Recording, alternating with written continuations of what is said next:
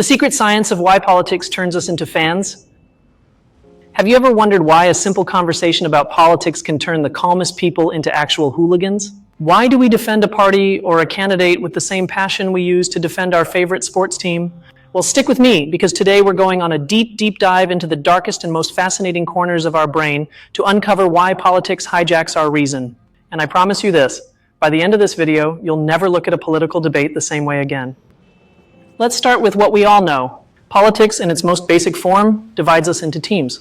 The Reds versus the Blues, the left versus the right, us versus them. It's the most visible manifestation. You put on a jersey, whether it's literal or figurative, and suddenly the other team isn't just people who think differently. They are the others. And this seeps into everything. Think about it. That tension at Christmas dinner when your brother-in-law starts talking, or that friend you unfollow on social media because they won't stop posting things from the other side. It's not just a difference of opinion on taxes. It feels personal, doesn't it? It feels like they're attacking a part of you. But where does this need to form teams come from?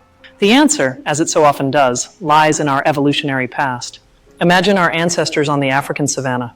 Belonging to a tribe wasn't an option. It was a matter of life and death. Your tribe gave you food, protection, and cooperation. Outsiders, the other tribes, were a potential threat. Our brain, in order to survive, was programmed with a very simple piece of software. Us, good. Them, danger. So yes, politics as a team sport makes evolutionary sense. But if this is just what we see on the surface, like the tip of a giant iceberg, what secret, powerful engines are driving everything beneath the icy waters? Buckle up, because we're about to dive in. Here comes the first major revelation. It's not just about belonging to a group. It's that the group becomes a part of who you are. In psychology, this is called social identity. It means you feel the prestige, victories, and defeats of your political group as if they were your own. When your party wins, a part of you feels victorious. When it loses, you feel a personal sting of defeat. Your self-esteem has merged with the fate of a collective. And understanding this is an incredibly powerful tool. On one hand, it allows you to build bridges. If you know that identity is key, instead of attacking someone's ideas, you can appeal to a larger identity you both share. For example, instead of saying your party is ruining the country, you could say, as citizens of this country, how can we solve this problem? But, and this is crucial, it also lets you spot danger. When a political leader isn't talking about policy, but instead focuses on saying they, the others, are a threat to our way of life, they're not debating. They're using the social identity playbook to manipulate you, to activate that ancient fear of the enemy tribe. That's a giant red flag. Then there's the invisible rule of loyalty. It's the norm of reciprocity. It's an unwritten social rule that says, if I help you, you help me. In politics, this translates into immense pressure to support your team on everything, even when you disagree. Your party proposes a law you're not convinced by? Many will defend it anyway, because they feel they owe loyalty to the group. It's like when a friend asks for help moving, even if you don't feel like it, you do it because they're your friend. It's the same here, but with much greater consequences. And to top it all off, our brain has a factory defect that makes everything worse: confirmation bias. It's our mind's natural tendency to seek out, interpret, and remember information that confirms what we already believe. It's a mental shortcut to avoid having to analyze everything. The problem is, in politics, this shortcut traps us in a bubble. To counteract it, it's not enough to say, I'm going to be more open-minded. You have to do something active. The next time you encounter an idea from the other side, don't just look for its flaws. Make an effort to find the strongest, most intelligent version of that argument. Try to understand why a reasonable person might defend it. This exercise, which some call steelmanning, is like lifting weights for your critical thinking muscle. Since ancient times, we haven't united around data. We've united around stories. Tribes would sit around the fire and tell myths about their heroes and their enemies. Those stories created a shared reality. Today, the most effective political campaigns don't sell you a 10-point plan. They sell you a story, the story of the hero who will save the nation, or the forgotten people versus the corrupt elites. The moral is simple but brutal. If you want to understand politics, stop looking only at the numbers and start analyzing the story you're being told. If we put all these pieces together, we arrive at the most important takeaway for your real life. And it's this: a political debate is almost never a debate about facts. It's a clash of identities, a battle of loyalties, and a war of narratives. That's why it's so futile to throw facts and statistics at someone on the other side. You're not attacking their logic. You're attacking their identity, their tribe, and the story that gives their world meaning. And when faced with such an attack, the brain doesn't reason. It defends. Understanding these mechanisms gives us an incredible power. It's like having X-ray vision to see the hidden structure of politics. But if you thought we had it all figured out, get ready, because this is where the story descends into true chaos, full of paradoxes and dilemmas with no easy answers. Welcome to the first great battleground, collective security versus individual liberty. One side will tell you that to protect society, we need to give up some freedoms to have more control and surveillance. The other side will tell you that's a slippery slope to tyranny and that individual liberty is sacred. And what's at stake is fundamental. For one side, it's the fear of chaos, violence, and disintegration. For the other, it's the fear of control, oppression, and an all-powerful state. Now, let's debunk a myth we all love, the idea that people on the other side are stupid or evil. We love to believe it because it simplifies the world and makes us feel morally superior. But psychology gives us another explanation, with a slightly technical name, the fundamental attribution error. It means that when someone on our team does something wrong, we think, well, they had good intentions, but the circumstances were difficult. But if someone from the other team does the same thing, we think, they're just a bad person. Same act, two completely different judgments. It's not that they're evil, it's that our brain is hardwired to judge them more harshly. And here's a paradox that will blow your mind, popularized by the philosopher Karl Popper. It's the paradox of tolerance. If a society is infinitely tolerant, must it also tolerate the intolerant? If it tolerates them, the intolerant could grow, seize power, and destroy tolerance itself. But if it doesn't tolerate them, then the society is no longer perfectly tolerant. Think about it. There's no easy way out. It's a knot at the very heart of democracy. Now, a moment for a critique. We all accept political parties as a normal part of life. But what if they're part of the problem? Think about it. Were they designed to represent the people or to organize power? Do they encourage debate, or do they demand blind loyalty that punishes independent thought? Perhaps the very structure of parties is a machine designed to manufacture the very tribalism we're trying to escape. Even controversies shift over time. Take the debate over the government's role in the economy. A century ago, the big question was, should the government intervene at all? Today, almost no one disputes that it should intervene in some way.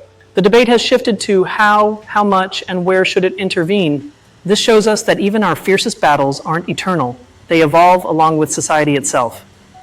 And all of this connects to a fundamental problem of the human condition. How on earth do we get millions of strangers with different interests and values to cooperate peacefully? Politics, with all its noise, fury, and circus-like antics, is nothing more than our often clumsy and desperate attempt to solve that existential riddle. It's the largest and most chaotic experiment in the history of our species. You've survived the chaos. You've seen the contradictions, the dilemmas, and the battles waged beneath the surface. Now it's time to go one step further, to see the details that separate the curious from the true insiders. Welcome to the expert level. Here's a concept that political strategists know very well, the Overton window. Imagine a vertical window. Inside that window are all the ideas considered acceptable or reasonable by the public at any given time. Ideas outside the window, above or below, are seen as radical or unthinkable. The real political game isn't just about debating within the window, but about moving the entire window so that an idea that was once radical slowly starts to seem sensible. Now, for a scientific detail that sounds like science fiction, neuroscience studies using brain scans have observed what happens in the brain of a political fan when they hear negative information about their candidate. And you know what happens? The areas of the brain associated with logical reasoning and cool-headed thought, they shut down. Literally, they go dark. And the areas linked to emotion and conflict resolution, the fight mode centers, light up like a Christmas tree. It's as if the brain, to protect the group identity, disconnects the logic circuit and activates the emotional alarm system. And we have to talk about a secret hero, or perhaps a villain, depending on how you look at it, a 19th century French thinker named Gustave Le Bon. Long before modern studies, he wrote a book called The Crowd, A Study of the Popular Mind, where he argued that when individuals gather in a crowd, their intelligence doesn't add up. On the contrary, a sort of collective mind is created, one that is far more primitive, emotional, and irrational. It was incredibly controversial, but he was a century ahead of his time on the idea that group psychology is radically different from individual psychology. And if you want a truly rebellious theory, here it is, the idea of politics as performance. This theory suggests that much of what we see in politics, the passionate speeches, the symbolic laws, the fights on social media, isn't primarily aimed at governing or solving problems. Its goal is to be a spectacle, a performance for one's own base. It's a way of signaling, I'm on your side, I share your values, and I hate the same people you hate. It's not governance, it's theater designed to reinforce the tribe's identity. Get ready for a scientific finding that goes against all intuition. It's called the backfire effect. Several studies found something incredible. When people with deeply held beliefs were presented with facts and data that contradicted those beliefs, not only did they not change their minds, they clung to their original belief even more strongly. It's as if the attempt to correct them with logic ironically reinforces the error. This clashes head-on with our idea that rational people change their minds when presented with new evidence. And now the aha moment. Let's connect the dots. Why does the backfire effect happen? Think about it. A fact that contradicts your worldview isn't seen as a mere piece of data. It's perceived as an attack from the enemy tribe. This activates your social identity. Your brain, to protect you, then activates confirmation bias to ignore the data. And if the data is too strong to ignore, it triggers the emotional response we saw in the brain scans, causing you to dig in your heels and cling even tighter to your belief. These aren't separate mechanisms. It's a perfectly interconnected identity defense system. Reaching this level of detail gives us a much sharper and, let's be honest, a slightly darker but more authentic view of reality. We've reached the limit of what science and history know for sure. Do you dare to look toward the final frontier, into the realm of speculation and the big questions? Let's look 100 years into the future. How could artificial intelligence transform this game? On one hand, we could imagine a dystopian scenario where an AI creates perfectly tailored propaganda for each individual, exploiting their biases and fears in an irresistible way. On the other hand, could we imagine an AI that acts as a universal truth arbiter, an impartial fact-checker that helps us escape our bubbles and debate based on a shared reality? And this is where science hits a wall and philosophy must take over. Knowing everything we know about our tribal biases and our emotional reasoning, is it even possible to design a political system that works despite our nature, rather than falling victim to it? Or are we, as a species, fundamentally doomed to repeat the cycle of tribalism forever? This leads to a dizzying philosophical implication. If our political loyalties are so deeply hardwired by evolution, culture, and group psychology, to what extent are we truly free when choosing our ideas? Are we the rational authors of our beliefs, or are we more like puppets whose strings are pulled by forces we barely understand? This calls into question the very idea of free will in the public square. And connecting with this is key to the future of humanity. Giant problems like climate change, pandemics, or the proliferation of nuclear weapons require an unprecedented level of global cooperation. Overcoming our innate political tribalism is no longer just an interesting intellectual exercise. It might literally be the prerequisite for the survival of our species. So I'll leave you with the most provocative idea of all. Perhaps politics isn't the art of governance. Perhaps it is, in fact, the grand stage where humanity acts out over and over again, its eternal internal struggle between the call of the tribe and the whisper of reason.